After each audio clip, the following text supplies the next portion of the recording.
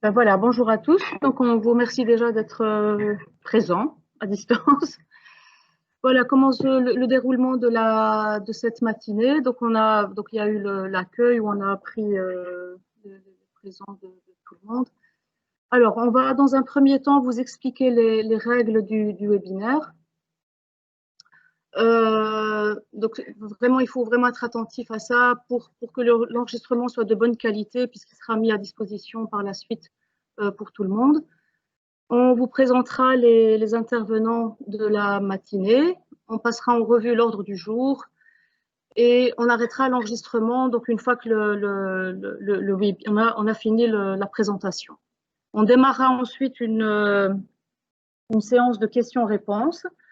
Alors pendant cette séance-là, on va vous l'expliquer dans les règles du webinaire. Vous allez pouvoir quand même poser, même si vous devez couper vos micros, vous allez pouvoir poser vos questions sur le chat.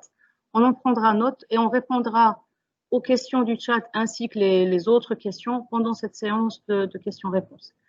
On finira par une conclusion et voilà. Alors, pour les règles du webinaire. Donc voilà, Amal, tu as, je pense, dit le plus important, effectivement. Donc, comme on vient de le dire, ce sera enregistré. On coupe tous les micros, on coupe les vidéos, sauf notre micro, si vous n'entendez pas, là, vous criez très fort. Et comme le vient de le dire Amal, donc effectivement, n'hésitez pas à poser vos questions sur le chat, elles seront prises en compte et on y répondra plus tard. Donc, on va passer directement à la présentation des orateurs. Voilà, donc il y a Mathilde Delforge avec qui certains ont déjà eu des contacts, qui est la juriste de notre cellule chèque formation à la création d'entreprise. On a Cécile Lardot aussi que vous croisez souvent par mail à l'occasion du traitement de vos dossiers, qui est la gestionnaire des dossiers, donc moi, vous me connaissez déjà pour la plupart. Et puis, Jacques Nekawar, qui est le consultant qui nous accompagne dans une série de programmes en lien avec le chèque formation à la création d'entreprise et tout ce qui est organisation d'équipe et autres. Alors, pour l'ordre du jour, donc, Amal va nous présenter un petit historique dans le contexte du chèque création information d'entreprise. Ensuite, on va passer en revue un accès aux plateformes. Normalement, ça avait déjà été fait il y a quelque temps, mais un petit rappel, et surtout pour les nouveaux, où en fait on a deux plateformes, une plateforme informationnelle, donc celle qui est disponible pour toutes les informations, y compris celles des prestataires, et où en fait les bénéficiaires peuvent aller retrouver vos fiches signalétiques et vous prendre contact avec vous. Là, ensuite, et ce qui le clou en fait de notre présentation, c'est la plateforme transactionnelle, donc celle de chèques dans laquelle on va créer les différents dossiers.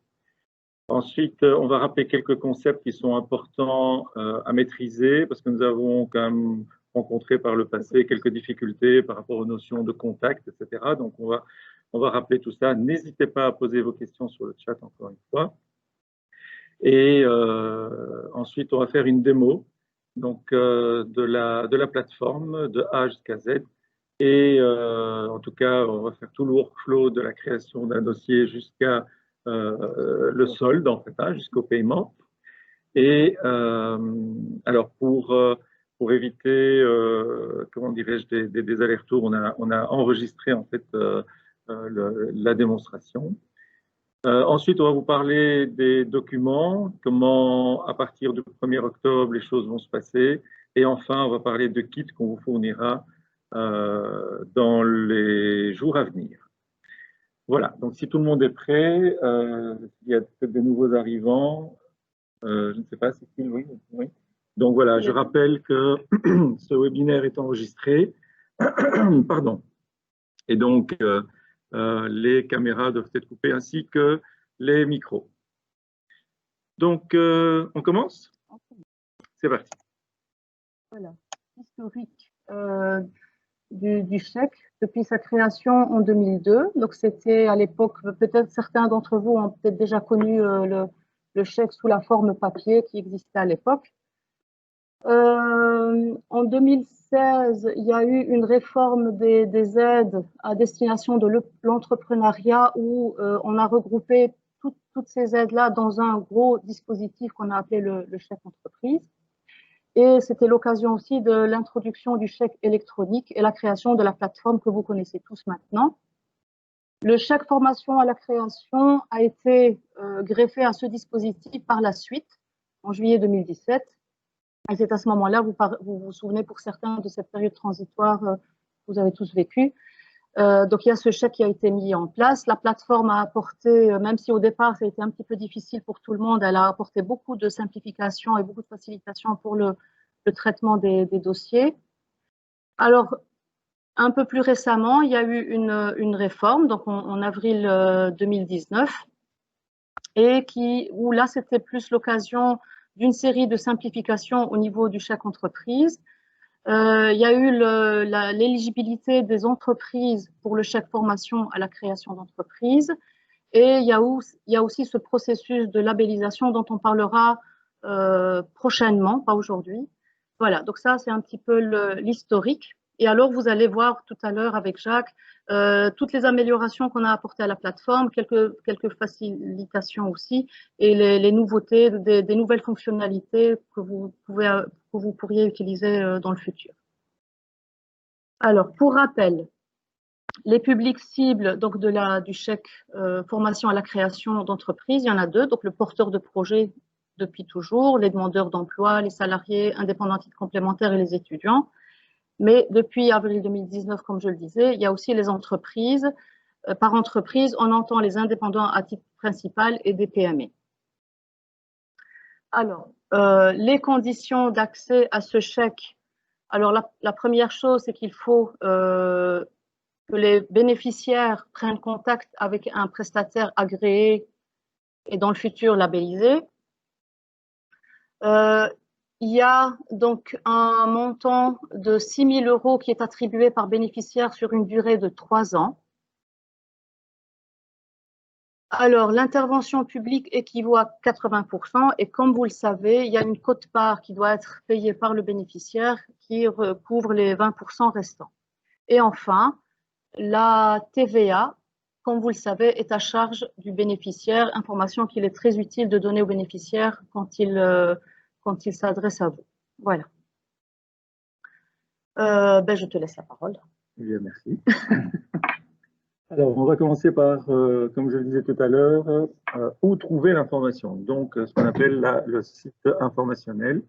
Donc, c'est très simple. Vous allez sur Google, vous tapez chèque entreprise et il vous proposera très rapidement l'adresse du site informationnel dans lequel vous allez trouver un certain nombre de menus que vous voyez en haut.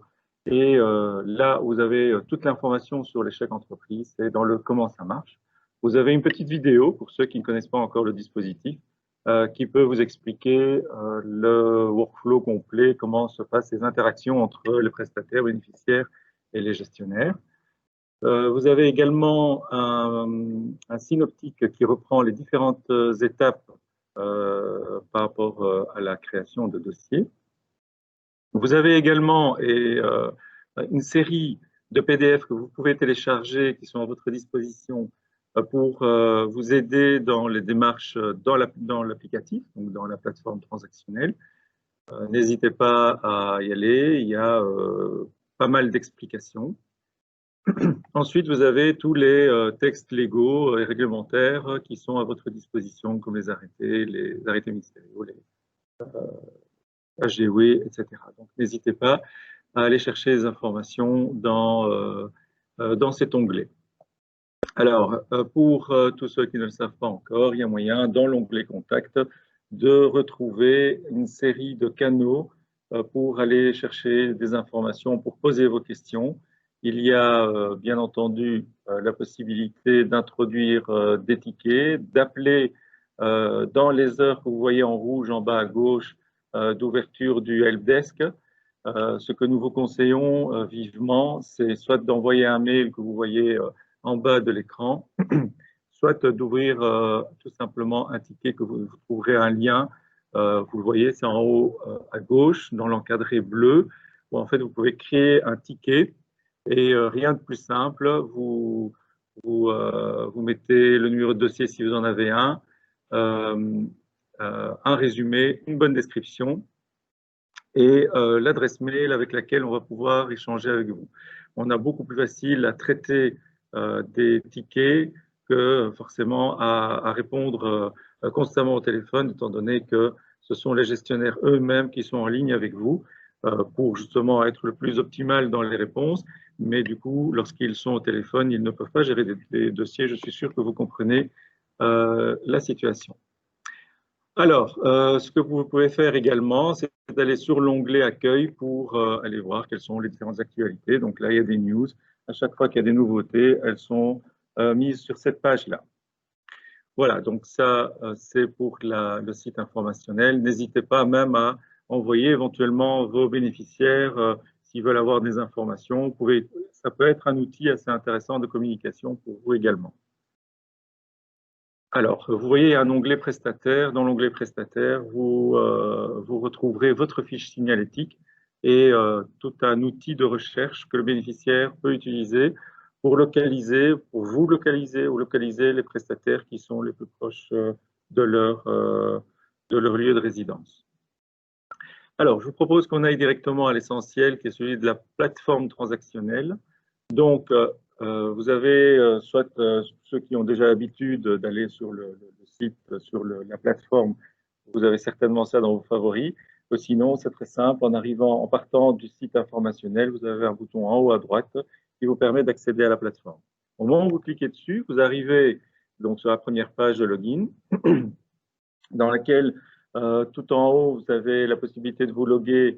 Et donc là, en fait, vous devez utiliser vos informations d'authentification, donc c'est-à-dire votre adresse mail ou votre login si vous l'avez modifié dans votre fiche signalétique, pardon, et votre mot de passe. Alors, vous avez deux liens qui sont intéressants. Le premier, bien sûr, m'inscrire sur la plateforme, c'est-à-dire si vous n'y êtes pas encore, ou si le bénéficiaire n'y est pas, il peut s'inscrire lui-même. Vous avez la possibilité en tant que prestataire de le créer également. Et alors, ça arrive à tout le monde. On a tellement de mots de passe en tête que vous pouvez en fait faire une récupération de votre mot de passe. La procédure est très simple. Et alors, je vous encourage à faire ça, je vais dire, plus ou moins régulièrement pour des questions de sécurité. Il est conseillé de changer son mot de passe tous les 6 mois ou une fois par an, à vous de voir comment vous voulez faire les choses. Et en tout cas, si vous avez perdu le vôtre, il est très simple de le récupérer via votre adresse mail. Donc, c'est une procédure assez simple.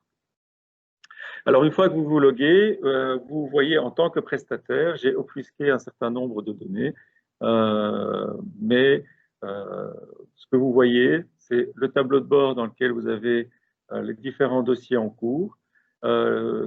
Si vous cliquez sur vos dossiers, donc l'onglet dossier à gauche, en haut à gauche, là vous verrez l'entièreté des dossiers de votre entreprise. Les contacts, vous y trouverez tous vos collaborateurs, ainsi que les contacts des bénéficiaires avec lesquels vous avez déjà travaillé. Et alors, dans l'onglet bénéficiaires, tous les bénéficiaires avec lesquels vous avez également déjà travaillé. Donc, l'idée est de ne pas avoir l'entièreté des bénéficiaires de chaque entreprise. Il y en a énormément. Pour des raisons que vous pouvez comprendre, de confidentialité, vous ne pouvez voir que ceux avec lesquels vous avez travaillé. Alors, tout à l'heure, je vous avais montré un petit onglet en haut à droite du site informationnel dans lequel, en fait, vous pouvez retrouver tous les prestataires avec un moteur de recherche qui sont répertoriés par thématique et par chèque. Pour cela, en fait, vous avez la possibilité, en tant que prestataire, contact d'autorité de votre entreprise, de pouvoir modifier et ajouter un certain nombre d'informations pour votre fiche signalétique qui s'affichera dans le site informationnel. Pour ce faire, une fois que vous vous êtes logué, vous allez tout en haut à droite où vous voyez, il y a votre nom. Là, donc, vous mettez votre souris dessus, comme vous voyez avec la petite main rouge. Là, vous allez déplacer votre souris sur « Mes organisations ». Alors, à ce niveau-là, vous allez avoir toutes vos organisations, bénéficiaires ou prestataires, vous pouvez être les deux. Vous choisissez bien sûr celle de votre organisation prestataire. À ce moment-là, vous allez sur l'onglet Info commercial et vous avez un bouton vert que vous voyez avec la petite main rouge pour modifier vos informations commerciales. Là, à ce moment-là, vous cliquez sur ce bouton et vous arrivez sur un certain nombre de champs dans lesquels vous pouvez mettre votre site web, le lien LinkedIn que vous pouvez récupérer donc, de LinkedIn.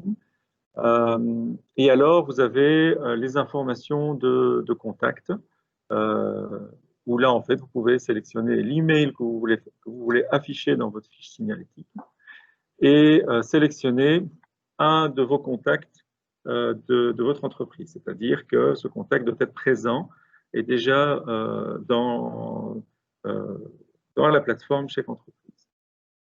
Vous pouvez également sélectionner l'adresse que vous voulez faire afficher dans votre fiche signalétique. Donc, ça peut être l'adresse de votre siège social ou d'un de vos sièges d'exploitation. Alors, pour des raisons de cohérence, vous n'avez pas la possibilité de remonter votre logo vous-même, ni la description de votre entreprise. Donc, ça doit se faire au travers des gestionnaires, c'est-à-dire que vous devez leur envoyer un mail avec votre logo et la description que vous voulez faire afficher. L'objectif ici n'est pas comment dirais-je, de modifier ce que vous voulez remonter, mais de contrôler la cohérence des informations. Et donc là, il y aura un échange qui se fera avec votre gestionnaire favori pour éventuellement recadrer et pour, encore une fois, rester dans une cohérence sur le site informationnel. Voilà. Donc ici, on a parlé des concepts à maîtriser. Il est très important, en fait, de maîtriser ces concepts parce qu'on a vu par le passé que cela, pour certains d'entre vous, a posé quand même pas mal de problèmes et d'allers-retours et de perte de temps, que ce soit pour vous, pour le bénéficiaire, mais également pour les gestionnaires. Donc, on a décidé de vous rappeler quelques concepts, ces concepts-là qui sont importants. Donc, le premier concept, c'est la notion d'organisme. Donc, dans la plateforme Chèque Entreprise, on a 3 types d'organismes. On a l'organisme prestataire que vous représentez, l'organisme gestionnaire que nous représentons et l'organisme bénéficiaire. Nous parlons ici d'une plateforme tripartite. Donc, c'est vraiment les 3 parties qui sont actives sur la plateforme et pour laquelle, pour chaque organisme, il y a des contacts de niveaux différents. Alors, ce qui est important également dans la notion d'organisme bénéficiaire, c'est qu'il y a 2 types aujourd'hui, comme le disait Amal tout à l'heure, depuis la réforme 2.0, où en fait on a les porteurs de projets que vous connaissez déjà, et également aujourd'hui des bénéficiaires qui sont des PME, donc des petites et des moyennes entreprises. Alors, je vous rassure tout de suite, le travail entre les dossiers porteurs de projets et les dossiers PME sont vraiment… la différence est très, très légère, mais elle existe néanmoins. Et ça, on y reviendra tout au long de ce webinaire sur les différences qu'il peut y avoir. Mais en tout cas, la démo que nous allons faire, on va la faire sur ce qui est le plus fréquent, c'est-à-dire les porteurs de projets. Alors, les contacts sur la plateforme. Donc ça, c'est une notion qui est très, très importante. La première chose qu'il ne faut surtout pas oublier, sur laquelle il faut vraiment se centrer, c'est qu'un contact sur la plateforme est avant tout un citoyen. Un citoyen qui est identifié de manière unique par son numéro de registre national. Donc, où les étrangers qui ne vivent pas encore ici en Belgique, donc qui n'ont pas de carte d'identité d'étrangers, donc il y a une procédure que normalement que vous connaissez, en parler pour pouvoir le créer, mais ils ont quand même un identifiant unique. Et donc, lorsque on crée une personne sur la plateforme, c'est avant tout un citoyen qui n'a aucun lien avec aucun organisme. Donc ça, c'est une notion qui est extrêmement importante que vous ne devez pas oublier. Donc on a déjà vu par le passé où vous créez 3 à 4 fois un contact dans la plateforme, mais il peut y en avoir qu'un seul. Et donc souvent, la personne existe déjà. Si vous en créez une deuxième, parce qu'en fait elle arrive chez vous, elle ne vous dit pas qu'elle est déjà sur la plateforme, à ce moment-là, ce qui se passe, c'est que vous créez cette personne-là, elle a deux fiches signalétiques, elle a déjà validé sa fiche signalétique initiale avec son code NIS, avec sa carte d'identité, elle ne pourra pas valider un deuxième profil, une deuxième fiche signalétique. Du coup, vous ne pourrez pas aller jusqu'au bout pour valider le dossier. Donc, de grâce, vraiment vérifier, demander à vos bénéficiaires si ils ne se sont pas déjà inscrits sur la plateforme au préalable. Donc, qu'une seule fiche signalétique par code NIS, vous pouvez comprendre, c'est le code NIS et donc le numéro de registre national et l'identifiant unique, et donc on ne peut pas en avoir deux. Donc, on a déjà beaucoup fait d'interventions dans ce sens-là pour corriger le tir, et ça complique quand même pas mal les choses.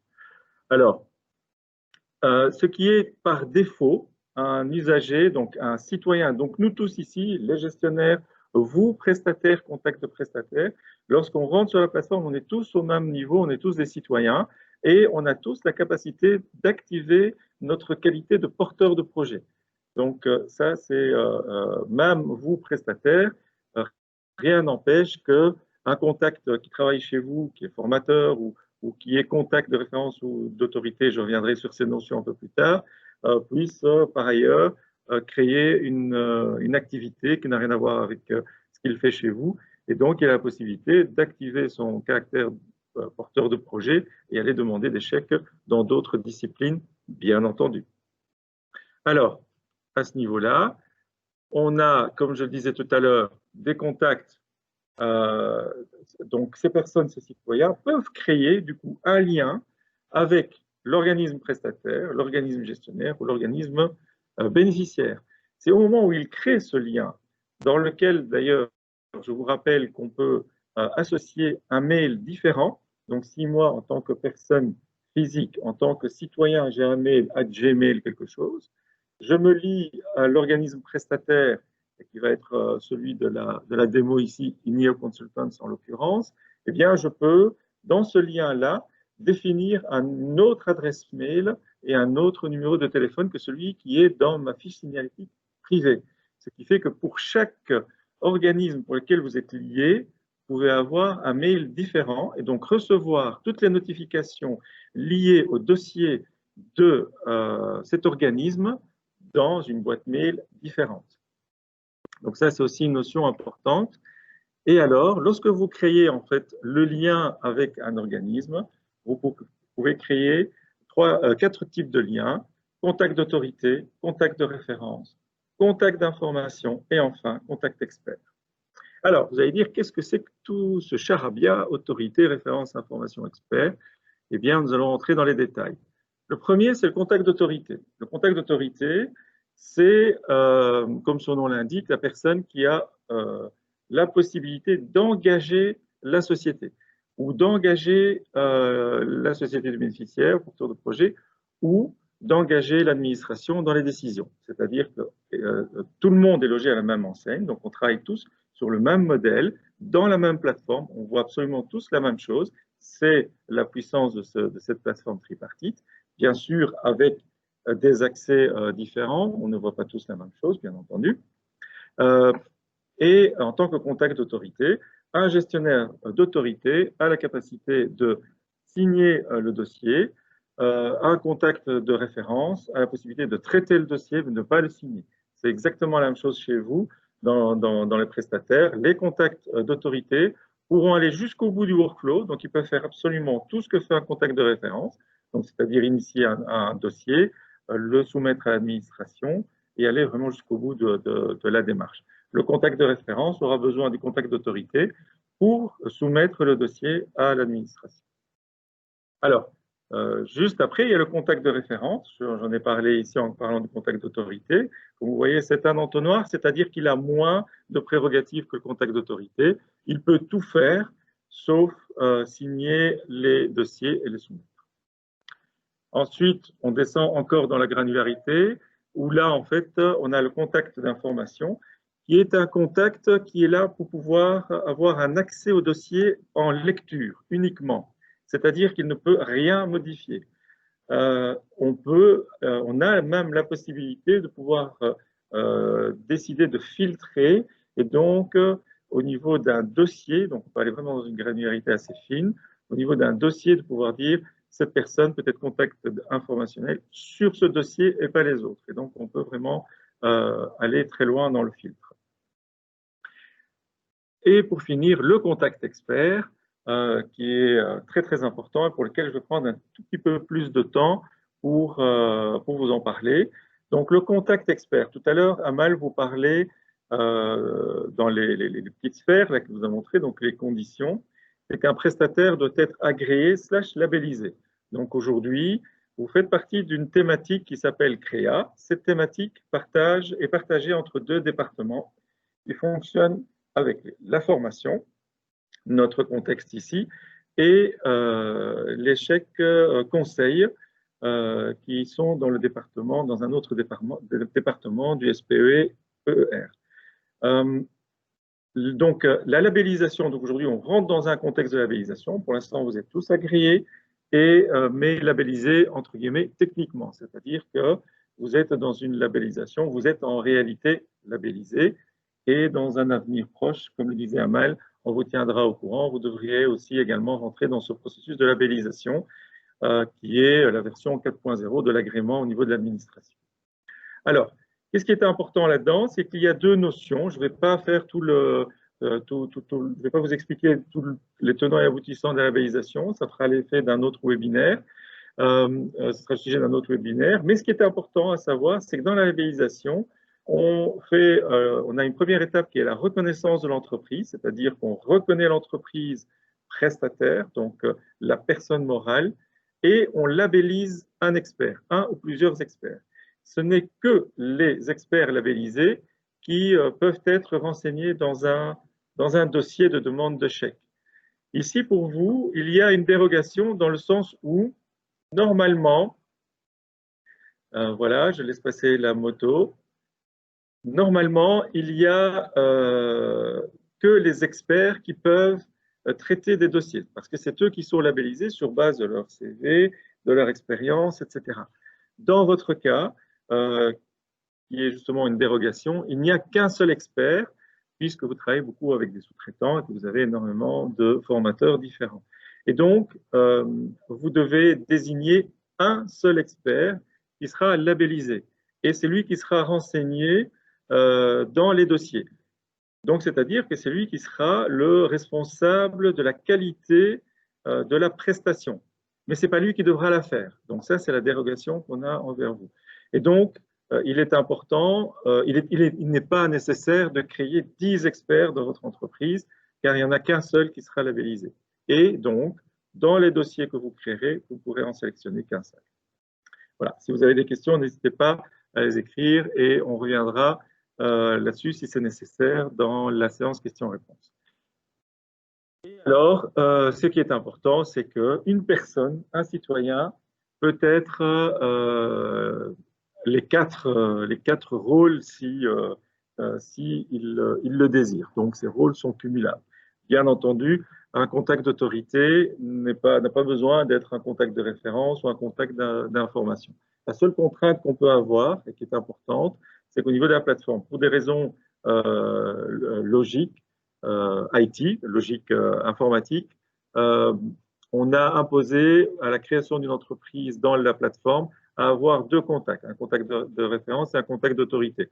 Donc, si vous n'avez qu'une seule personne à la création d'entreprise, surtout pour les bénéficiaires, PME, ce n'est pas le cas pour les porteurs de projets, vous pouvez dupliquer tout simplement, vous créez le contact d'autorité et puis vous dupliquez le rôle, c'est très simple à faire.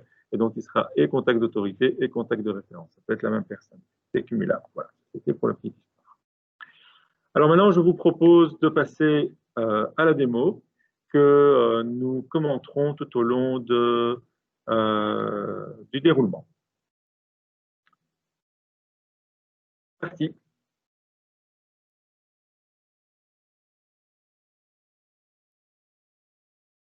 Alors, ici, la première chose, c'est qu'on va vous présenter les acteurs qui vont être dans notre scénario de démo.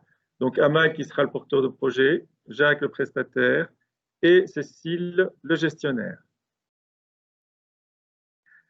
Alors, au niveau du prestataire, donc vous voyez qu'il est en pleine réflexion.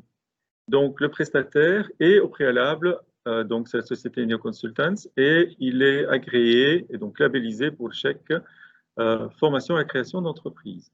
Le bénéficiaire est un porteur de projet, c'est Amal, et elle a besoin de votre aide pour pouvoir créer son entreprise, et c'est la raison pour laquelle elle va prendre contact avec Jacques, qui est un prestataire.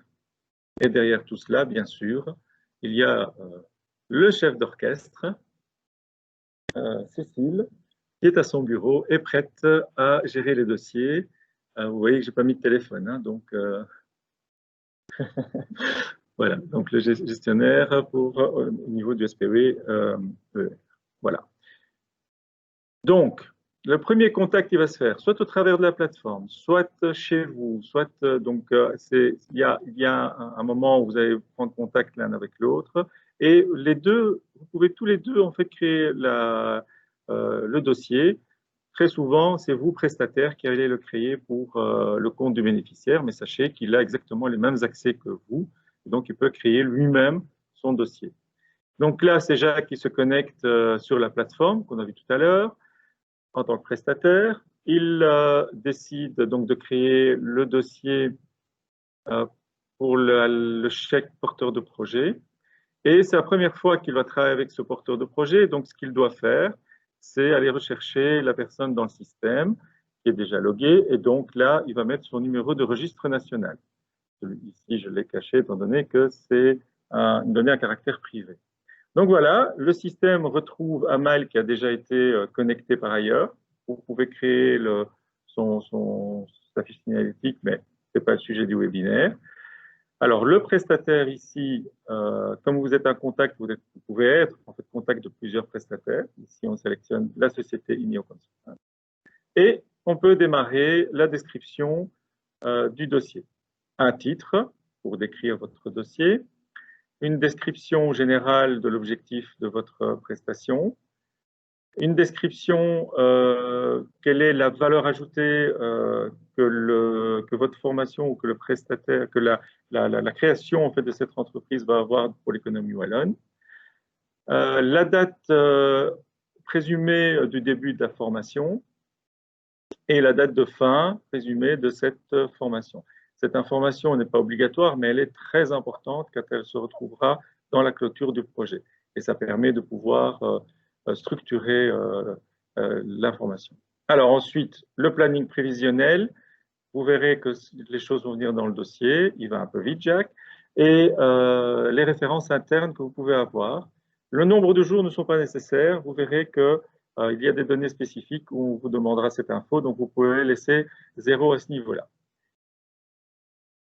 Voilà, donc, alors ici, le système passe à l'étape suivante, où là, vous voyez que vous pouvez introduire le montant du chèque en question. Donc, en fait, ici, comme le disait Amal tout à l'heure, vous avez un maximum de 6 000 euros par prestataire sur 3 ans. On va prendre ici 1 000 euros pour la demande avec le chèque. Donc, ici, c'est le même montant entre la prestation et le chèque. Il y a également, donc vous avez vu, 800 euros de prestation, de quote-part publique.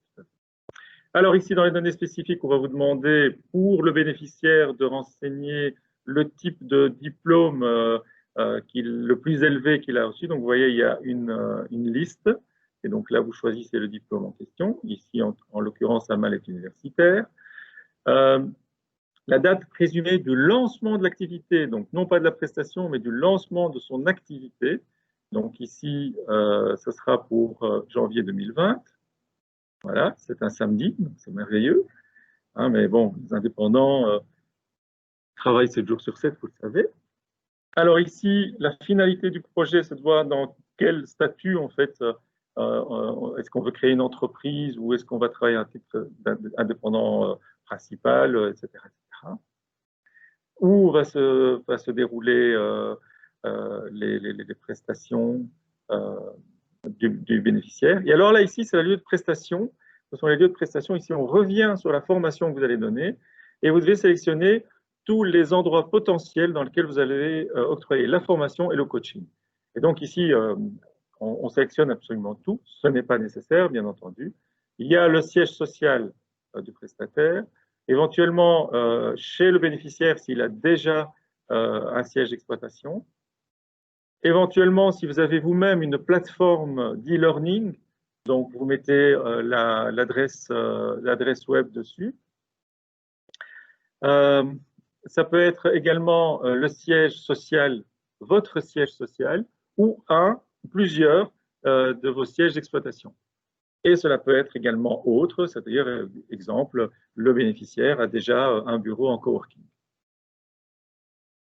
Alors, le nombre d'heures de formation, 55 heures ici, c'est pas mal, et le nombre d'heures d'accompagnement doivent être renseignés ici sur la plateforme. Voilà. La sous-traitance, soit vous ne faites aucune sous-traitance, soit vous faites appel à un sous-traitant, donc un formateur externe. Et là, en fait, on vous demande de renseigner tous les sous-traitants que vous allez utiliser pour cette formation. Et éventuellement, si vous avez des partenaires avec lesquels vous allez travailler dans le cadre de votre formation, de votre coaching, donc là, vous les renseignez également, vous donnez un maximum d'informations, ce que vous pouvez, donc le nom, éventuellement l'adresse s'il faut. Plus vous donnez d'informations, plus ce sera facile au gestionnaire de pouvoir gérer et avancer rapidement dans le traitement du dossier. Et alors, vous terminez l'introduction du dossier par 3 déclarations sur l'honneur. Donc, ce sont des cases à cocher. Le petit point d'interrogation vous permet d'avoir un peu plus d'informations sur le contenu. Ces cases à cocher, comme vous allez le voir, sont très importantes. En fait, tant que vous ne les cochez pas, vous ne pouvez pas aller plus loin. Le système vous bloquera. Alors voilà, ici, vous avez un résumé, vous avez en fait le contenu de votre dossier pour lequel en fait vous pouvez absolument tout changer. Vous n'avez encore rien soumis, donc là vous êtes encore en train de traiter votre dossier, vous pouvez modifier absolument tout, hein, jusqu'aux montants, les montants éventuels, le prestataire même si vous voulez, etc. Vous avez encore accès absolument à toutes les informations. Ceci est vraiment très très très important. Car une fois que vous allez valider ces informations-là, vous ne pourrez plus revenir en arrière. Ces informations-là seront utilisées pour créer des documents et donc, logiquement, une fois que vous aurez créé ces documents, vous ne pourrez plus modifier ces informations, sinon on risque d'avoir une incohérence entre ce qui se trouvera dans les documents et ce qu'il y a dans la plateforme. Alors ici, le premier document qui va être créé par le système, c'est la convention signée. Alors ici, je fais un drag and drop direct du bas de la page, c'est pour faciliter la démo, mais vous, donc, vous devez bien sûr, une fois que vous l'avez téléchargé, l'imprimer, signer et le co-signer par le bénéficiaire, et ensuite le remonter dans la plateforme. Donc ici, c'est pour la simplicité, ne pas commencer à passer à faire tout ça, ça aurait dérouté un petit peu cette présentation. Vous devez sélectionner le type de document à chaque fois. Voilà. Et alors, la convention de sous-traitance, on vous montrera tout à l'heure, n'est pas téléchargeable de la plateforme. Vous l'aurez entre les mains. On vous le montrera, ça fera partie du kit. Vous devez donc la remonter. Ici, j'ai pris le premier document qui passait, de nouveau pour faciliter la démonstration. Et le planning prévisionnel, c'est l'entête en fait du planning prévisionnel. Mais ça, on vous expliquera en détail tout à l'heure. Que vous devez également remonter dans la plateforme avec toutes les informations. Alors, une fois que vous avez tout remonté, tous les documents, vous pouvez confirmer la demande de chèque. Et donc, là, on arrive à l'étape où le dossier est créé et il est soumis à l'administration. Vous avez toujours l'occasion de pouvoir, vous et le bénéficiaire également, vous avez toujours la possibilité de revenir dans votre dossier pour revoir l'état, le statut et nouvelle information pour les prestataires, vous avez l'occasion maintenant de pouvoir annuler le dossier à tout moment. C'est-à-dire que vous pouvez l'annuler au dépôt, mais également pendant la prestation. Alors, le gestionnaire eh bien, était de bonne constitution et votre dossier était bien fait, donc il a validé votre dossier. Donc là, on a le bénéficiaire, qui ici, c'est le bénéficiaire qui se connecte. Comme je vous disais tout à l'heure, vous voyez, il voit pratiquement la même chose que vous. Il y a un seul onglet qu'il n'a pas, c'est celui des bénéficiaires, puisqu'il n'en a pas besoin. Et alors, ce que je vais vous montrer ici, donc vous voyez, on est en 06, c'est-à-dire qu'on est en temps de paiement de la quote-part. Le bénéficiaire, entre autres, reçoit un mail. Donc là, vous voyez, on peut avoir accès absolument à tous les mails qui sont envoyés, à quelle date et à quelle heure. Et on voit le contenu du mail que le bénéficiaire a reçu. Donc, s'il ne le reçoit pas parce qu'il y a des spams ou quoi que ce soit, ça ne sert à rien d'appeler l'administration. Dites-lui de se connecter, ou vous connectez, vous verrez le mail qui a été envoyé avec les informations très importantes, en l'occurrence l'IBAN et la communication structurée et le montant qu'il doit utiliser pour payer sa quote-part. Vous avez accès absolument à toute l'information. Donc, il suffit juste de vous connecter ou de demander aux bénéficiaires de se connecter. Donc voilà, ici, ce qui est merveilleux, c'est que votre bénéficiaire paye sa quote-part avec toutes les informations nécessaires pour que le système puisse automatiquement réconcilier son paiement avec le dossier. Et à partir de là, bon, vous vous reconnectez, donc ici on se reconnecte au prestataire, pour tout simplement voir que notre dossier est passé en prestation en cours, donc en cours de prestation. C'est-à-dire quoi? C'est-à-dire que le prestataire a payé sa quote-part, il y a eu une réconciliation entre le paiement et le dossier, et donc là, votre prestation peut démarrer. De nouveau, à tout moment, vous avez la possibilité d'annuler la prestation. Donc là, vous ne devez plus appeler l'administration pour arrêter une prestation parce que le bénéficiaire n'est pas venu ou des choses comme ça. Vous pouvez l'annuler vous-même. Il sera remboursé automatiquement. Et une fois que la prestation est terminée, vous avez ce bouton-là pour compléter votre dossier. Compléter le dossier, donc c'est-à-dire que vous allez avoir un peu de la même manière que l'introduction, la possibilité de remonter un certain nombre d'informations qui décrivent la prestation qui s'est déroulée.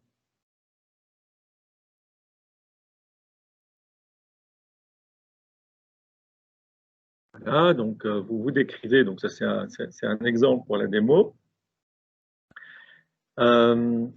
Vous décrivez au maximum, donc n'oubliez pas que la description que vous mettez à ce niveau-là, c'est celle que le gestionnaire va lire, et donc soyez le plus précis possible. Ne mettez pas non plus un copier-coller de 50 pages, ça ne sert à rien.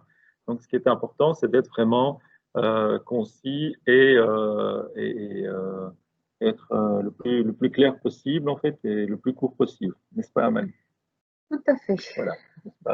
Cécile et toutes les personnes présentes.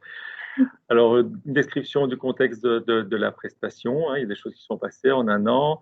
Le type de prestation, qu'est-ce que vous avez finalement mis en place du coaching, qu'est-ce que vous avez apporté au porteur de projet, qu'est-ce qu'il a reçu, et une petite conclusion est toujours intéressante, parce que c'est intéressant pour les gestionnaires de voir quelles sont vos conclusions par rapport à cette prestation qui vient d'être, qui est en train d'être clôturée. Donc, ça peut être,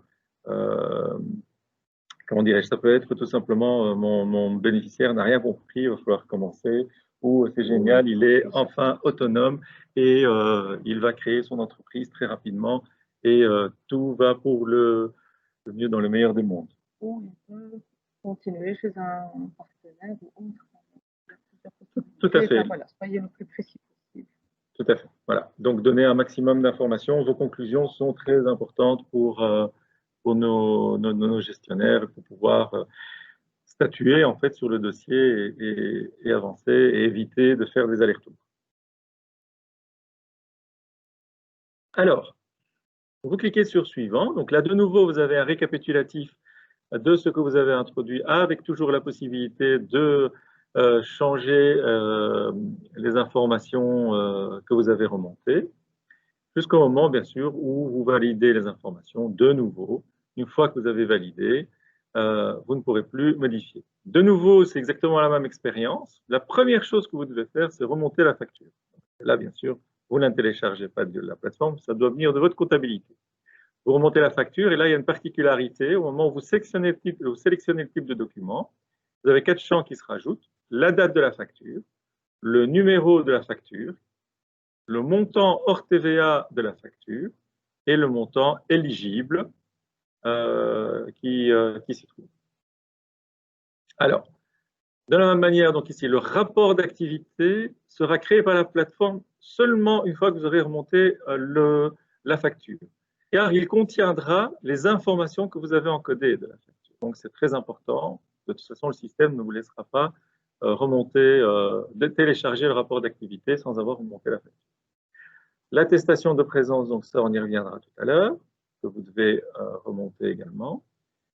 Et l'évaluation de l'information qui doit être remplie et signée le dernier jour de la formation, comme ça se fait partout dans le monde dans les formations, par le bénéficiaire lui-même. Tout cela, le bénéficiaire peut le faire également, sauf bien sûr la facture. Alors, une fois que vous avez remonté vos documents, vous envoyez en fait le dossier. Avant qu'il n'arrive à l'administration, il va passer entre les mains du bénéficiaire, c'est-à-dire que le bénéficiaire va recevoir une notification l'invitant à valider la prestation. Vous pouvez à tout moment remonter de nouvelles informations dans la plateforme. Si jamais, par exemple, le bénéficiaire dit non, vous êtes trompé de facture, ce n'est pas la bonne, vous pouvez refaire ce process jusqu'au moment où le bénéficiaire et vous serez d'accord sur la fin de cette prestation et les documents. Et donc, lui, là, on voit ici les écrans du bénéficiaire où il va pouvoir consulter la facture, la valider. Le rapport de prestation, de la même manière, il peut télécharger ou la visualiser et également le valider. L'attestation de présence, il peut vérifier que c'est bien celle que lui, il a signée et l'a validée. Et enfin, l'évaluation de la formation, c'est bien celle que lui avait remontée et donc il peut la valider également. Et enfin, il peut soit refuser la prestation, soit la valider. Une fois qu'il va cliquer sur « Valider », le dossier sera soumis automatiquement à l'administration. Dans le cas où il refuse la prestation, ça c'est une autre histoire où là il y a un traitement et il faut que vous travaillez avec votre bénéficiaire pour pourquoi il la refuse. Et c'est l'administration qui peut relancer le dossier. Ça, on y reviendra ultérieurement. Voilà, la prestation est clôturée, donc est envoyée et soumise à l'administration et le gestionnaire va traiter votre dossier, mais il y a un des documents, il valide tout, mais un des documents qui n'est pas valide pour lui. Donc, il va vous envoyer ce qu'on appelle une DRC, une demande de renseignement complémentaire. Vous recevrez donc une notification avec un lien pour aller directement sur la plateforme ou de toute façon, vous allez sur votre plateforme, vous avez 30 jours pour réagir. Donc, vous voyez qu'il y a un rejet 45 jours calendrier. Et donc ici, vous voyez, en fait, il y a le dimanche 6 septembre à 16h02, le gestionnaire vous a envoyé une demande de renseignement complémentaire. En fait, il vous demande de remonter l'attestation de présence car elle n'a pas été signée. Et vous voyez qu'il y a une petite croix rouge pour tout simplement vous montrer que ce n'était pas le bon dossier. Là, vous allez chercher celui que vous avez scanné et que vous avez effectivement signé, qui est dûment signé. Et de la même manière, vous la remontez dans la plateforme, vous enregistrez et vous envoyez la réponse à la demande de renseignement complémentaire avec un petit commentaire. Alors, la personne ici met son petit commentaire et il est un peu dyslexique, hein, mais bon, il paraît que c'est un signe d'intelligence. Donc, voilà, mais il est poli quand même. Mais il est dyslexique. Mais il est poli. Voilà. Et donc là, une fois qu'en fait, il va cliquer sur le bouton « Oui », et là, donc, le dossier sera à nouveau soumis à l'administration pour traitement. Vous avez toujours, de la même manière, la possibilité d'aller voir le statut, on voit ce statut 11, c'est-à-dire en cours d'examen, à la suite d'un complément d'information. Donc, le dossier est entre les mains de l'administration. Et là, à ce niveau-là, le gestionnaire qui est super content de votre prestation la valide et le paiement sera libéré dans les 7 jours. Voilà. Alors, un dernier petit coup d'œil de votre part, où là, en fait, on va chercher le bon dossier, bien entendu. Donc, vous voyez dans le tableau de bord, vous voyez tous les dossiers en cours. Vous avez ici une série de filtres que vous pouvez utiliser pour aller chercher, pour ceux qui ont énormément de dossiers, c'est plus facile. Et donc là, ici, on va aller chercher la prestation clôturée, donc 14. Et on va retrouver notre dossier en question ici, qui est clôturé et qui passera en statut 15 une fois que le paiement chez Sodexo sera réconcilié avec le dossier dans la plateforme. Donc, comme je le disais, normalement, dans les 7 jours, vous devrez avoir l'information à ce niveau-là. Vous avez bien sûr tout l'historique des échanges que vous aurez eus avec les bénéficiaires. Vous avez accès dans l'onglet à tous les documents que vous avez remontés. Et donc, vous pouvez avoir toutes les informations de votre dossier. Et je rappelle que vous aussi, vous avez accès à l'historique et donc à tous les mails qui ont été envoyés tout au long en fait, de la vie du dossier. Et vous avez à chaque fois la possibilité de visualiser le mail et de retrouver absolument toutes les informations nécessaires. Ici, en l'occurrence, c'est un mail qui vous est envoyé pour vous dire « Vous serez payé ».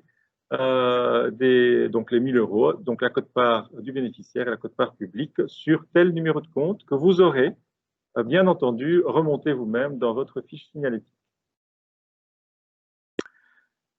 Voilà, ça c'est la fin de l'ANEMO. Tout le monde, voilà, donc n'hésitez pas encore une fois à remonter toutes vos questions si vous en avez. Et je rappelle bien entendu que ce webinaire sera enregistré, donc vous aurez accès si vous estimez que ça a été un petit peu rapide. L'objectif est vraiment de nous consacrer le plus longtemps possible aux réponses à vos questions. Alors, ici maintenant, on vous a dit qu'il y avait un certain nombre de documents. Et donc, ici, Amal et moi, on va vous parler de ces documents qui seront disponibles à partir du 1er octobre. Un petit rappel qu'effectivement, ici, dans la thématique créa, pour l'échec formation, comme je le disais tout à l'heure, dans la thématique créa, il y a également l'échec conseil, mais pour l'échec formation, vous avez les porteurs de projets et les chèques. Donc, il y a 2 chèques, le chèque pour les porteurs de projets et le chèque pour les PME. Jusqu'au 30 septembre, vous allez continuer à fonctionner de la même manière qu'aujourd'hui, c'est-à-dire les documents qui vous sont demandés. Donc, le chèque ne changera pas, en fait, ni pour les PME, ni pour les porteurs de projets. À partir du 1er octobre, les 2 nouveaux chèques seront actifs, et donc les 2 anciens chèques seront désactivés. Et vous aurez des nouveaux documents à remplir, et on va rentrer un peu plus dans les détails dans les quelques minutes qui viennent. Alors, je pense, Amal, ce qui est important vraiment à remonter ici pour vous, c'est que on vous fournira donc tous les documents qu'on va vous expliquer ici dans les quelques minutes qui viennent. Mais ce qui est important à savoir, c'est que le 1er octobre, je ne vais pas dire à minuit, mais peut-être à 8 h du matin, peut-être plus tôt, en fait, au moment où on va activer le nouveau chèque, si vous avez des dossiers qui ne sont pas encore soumis, qui sont en cours d'introduction dans la plateforme, basés sur les anciens chèques qui vont être désactivés le 1er octobre, ces dossiers seront automatiquement passés en obsolète, ils seront annulés. Et vous ne pourrez pas les recopier, étant donné que les chèques changent relativement fort. Maintenant, c'est facile à faire du copier-coller et à les recréer.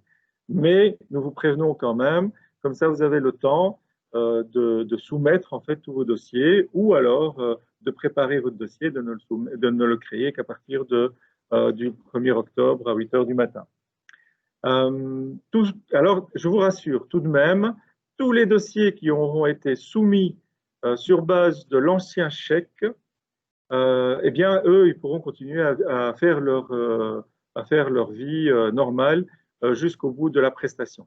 C'est-à-dire que à partir du 1er octobre, vous allez travailler de manière hybride sur 2 types de dossiers.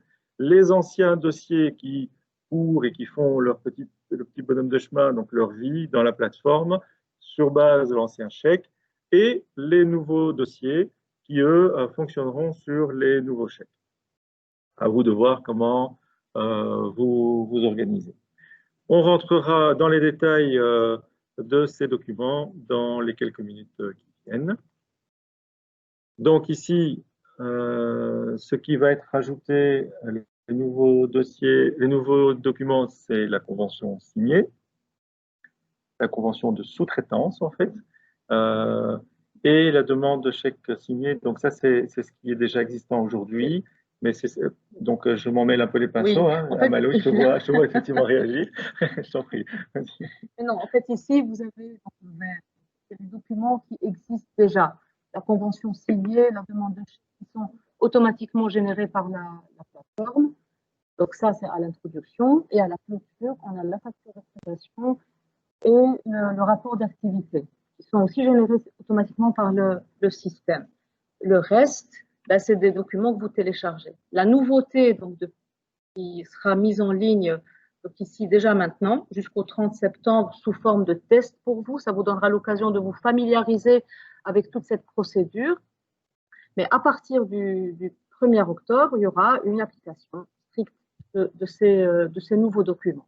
Alors, c'est quoi ces nouveaux documents? Il y a la convention de sous-traitance dans laquelle, mais ça, on va revenir sur ces documents, vous allez lister tous les sous-traitants avec lesquels vous travaillez, les formateurs avec qui vous travaillez en sous-traitance, en donnant le plus d'indications possible. Et il suffit juste de compléter le document qu'on va vous démontrer tout à l'heure. Le planning prévisionnel de prestation, comme son nom l'indique, c'est une prévision de ce qui va se passer. Et en fait, ici, vous allez, on y reviendra avec beaucoup plus de détails, vous allez donc, travailler ici de manière hybride, comme le disait Jacques. Vous avez un document qui est automatiquement généré par la plateforme et un tableau de présence que vous allez télécharger, qu'on va vous envoyer aussi. C'est pas ça? Si, mais en fait, il ne sera pas téléchargeable. Mais on va rentrer dans ces détails, voilà. Effectivement, là tout de suite, avec des exemples voilà. Très concrets. Donc, pour résumer, et puis je vais donner la parole à Jacques pour vraiment le détail de ces documents. La nouveauté, c'est qu'il y a une convention de sous-traitance et un planning prévisionnel à soumettre à l'introduction, à la clôture, c'est l'attestation de présence et l'évaluation de la formation. Le but de tout ça, je vous rappelle ici, je profite juste de faire un rappel de notre réunion du 8 octobre. Le but de cette démarche, c'est qu'il y avait beaucoup de, je vais dire, diversité dans les documents qu'on recevait, des scans qui n'étaient pas clairs. Enfin, il y a beaucoup de va-et-vient via des DRC parce que pas lisible, parce que compréhensible, on ne savait pas ce qu'il fallait mettre ou pas mettre. Et on s'est dit, l'idéal, c'est d'uniformiser un tout petit peu tous ces documents-là. On vous les a soumis une première fois, vous avez pu réagir sur ces documents et leur utilité. On a tenu compte de toutes vos remarques à l'époque, donc du webinaire de la réunion du 8 octobre, pour retravailler les documents et rendre les choses beaucoup plus simples pour tout le monde, bénéficiaires, prestataires et gestionnaires également. Tout à fait. Et en fait, ici, lorsque Amal, tu disais qu'on peut travailler d'ici le 1er octobre à essayer déjà de pratiquer ces documents. Oui. Donc, dans la plateforme, vous allez, donc vous allez toujours avoir, bien sûr, les documents du chèque actuel, mais vous avez la possibilité de remonter des annexes. Et donc, si vous voulez déjà commencer à vous exercer à travailler avec ces nouveaux documents, vous pouvez les remonter en annexes diverses. Comme ça, on peut échanger avec les bénéficiaires et là, on peut vous dire et recadrer éventuellement et avoir cet échange avec vous pour, si vous le désirez, bien entendu, pour pouvoir vous dire, oui, bon, ce document n'est pas totalement rempli comme il fallait ou il faut faire ceci, cela et avoir des échanges avec les gestionnaires. Donc, rapidement ici, donc pour le principe ici est d'essayer de remplir qu'une seule fois. Donc, on a bien compris, comme le disait Amal, effectivement, suite à la rencontre en octobre de l'année passée, qu'il y avait le fait de remplir à chaque fois les mêmes documents pour autant de porteurs de projets qui sont présents dans une même formation, c'est assez contraignant. Et donc, ici, nous allons vous fournir des tableaux, c'est des templates, en fait, donc des modèles qu'on va vous fournir, que vous devrez remplir qu'une seule fois. Par contre, il est important pour nous que dans chaque dossier, pour chaque porteur de projet, ce tableau soit présent. Donc, par exemple, le tableau du planning de l'information, eh bien, il est important qu'il soit présent dans le dossier du porteur de projet. Je rappelle que les dossiers sont centrés sur le bénéficiaire et non pas sur vous. Le dossier est pour le bénéficiaire. L'aide est pour le bénéficiaire. Et donc, le dossier doit être complet pour le bénéficiaire. Et donc, ça veut dire que si vous avez 15 bénéficiaires dans la salle de formation, eh bien, vous avez donc 15 dossiers dans la plateforme. Il faut remonter ce document que vous n'aurez fait qu'une seule fois. Par contre, il est important que ce document soit personnalisé. Et c'est la raison pour laquelle nous allons, ce que vous allez télécharger en fait du dossier, c'est la page de garde. Et donc, vous prenez la page de garde avec le nom, le numéro du dossier du bénéficiaire, auquel vous allez ajouter le document, donc le planning en question, en l'occurrence ici le planning, et puis vous scannez les deux et vous remontez cela au niveau de la plateforme. Alors, une petite démo. Donc, de nouveau, on retrouve le prestataire, Jacques, qui remplit le modèle du planning fourni par le kit que vous allez recevoir, une seule fois, bien entendu, pour la formation, bien entendu, dans laquelle il y a une quinzaine de bénéficiaires, par exemple. Et donc, il l'imprimera en tant d'exemplaires qu'il n'y a de candidats à la formation.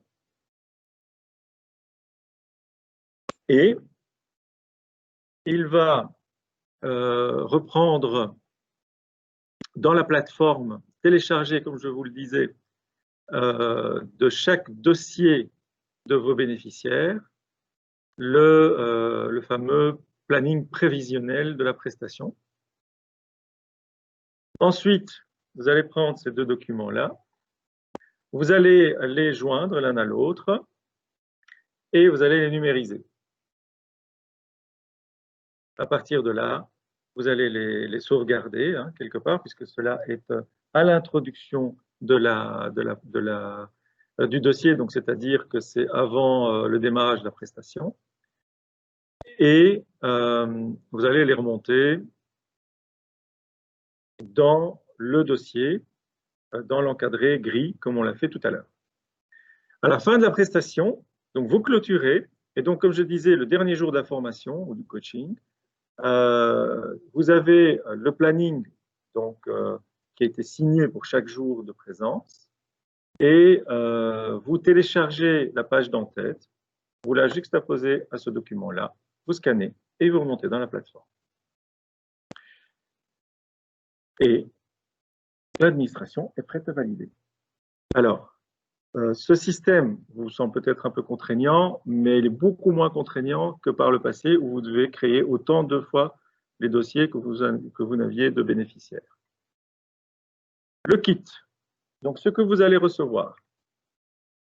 Vous allez recevoir dans une clé USB à votre siège social le webinaire, donc l'enregistrement du webinaire, la présentation ici, donc dans laquelle en fait il y aura un peu plus, donc tout ce que vous avez vu dans la démo, vous aurez un résumé mais sous forme de slide.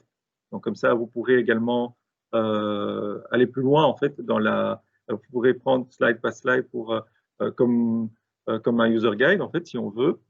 Et la liste des questions que vous avez posées, je suppose, sont beaucoup, hein, sont nombreuses, hein, voilà, et auxquelles on va et les documents fournis juste pour information.